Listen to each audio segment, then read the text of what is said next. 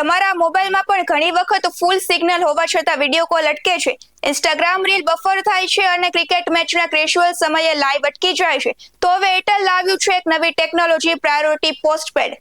એરટેલે ભારતમાં પહેલીવાર 5G network slicing technology સાથે નવી સેવા શરૂ કરી છે. હવે પ્રશ્ન એ છે કે આ નેટવર્ક સ્લાઇસિંગ આખરે છે શું? સમજો કે એક હાઈવે પર હજારો ગાડીઓ ચાલી રહી છે, ટ્રાફિક વધી જાય છે એટલે બધાની સ્પીડ ઘટે છે. પણ એરટેલ હવે પોતાના પ્રાયોરિટી યુઝર માટે અલગ ફાસ્ટ લેન બનાવશે.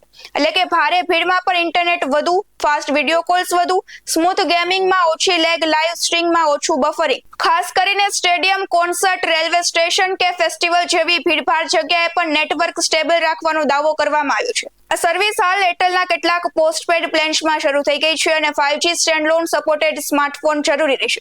પણ હવે સૌથી મોટો સવાલ શું છે? પોસ્ટપેડ યુઝરને જ VIP ટ્રીટમેન્ટ મળશે અને પ્રીપેડ યુઝરનું નેટવર્ક સ્લો થશે. આ મુદ્દે હવે નેટ ન્યુટ્રલિટી અંગે ચર્ચા શરૂ થઈ ગઈ છે. ઘણા એક્સપર્ટ કહી રહ્યા છે કે જો ભવિષ્યમાં દરેક કંપની પ્રાયોરિટી ઇન્ટરનેટ વેચવા લાગશે તો સામાન્ય યુઝર માટે ઇન્ટરનેટ એક્સપિરિયન્સ પર અસર પડી શકે છે.